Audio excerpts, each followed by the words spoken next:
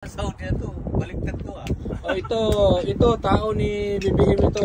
Oh, kumakain pa. Oh, kumakain oh, pang mayaman talaga yung ulam palagi niya. Pang mayaman niya ang ulam niya. Nag-acting ED yan ngayon eh, Executive Director Acting. Yan ang papalit sa DICT. Dahil kay Samuel, kaya nalita ko muna dito. Yun nga eh.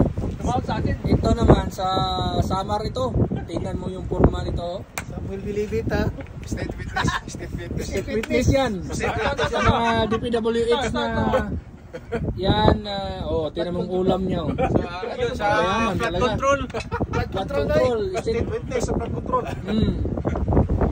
Ito naman yung Realista. oh, member ng Makabayan yata to. Mayo uno. Mayo uno to. Taga Cebu. Kimyo to eh. Oh, Kimyo to. Delikado to. Ganun eh, Kimyo. Ito sa flood control din to. Flood control din to. Itong taga Cavite. Cavite. Isa din yan. Oh, Isa sa BGC version. oh. Mga BCC Mga supervisor to. BGC boys. Kapitbahay ni Rimulya to eh. Kapit-bahay sila. Uy. Kapitbahay sila. Ano kami, ganon. Kapit-bahay ni Kuhan eh. Kaya nga nagalit to yung tinira si Rimulya, galit yan eh. Kapit-bahay ni Putik.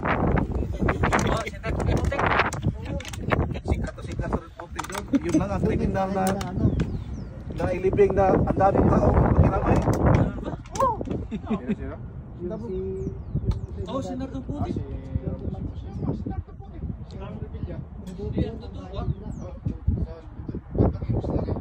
Kapitbahay nga yan sila?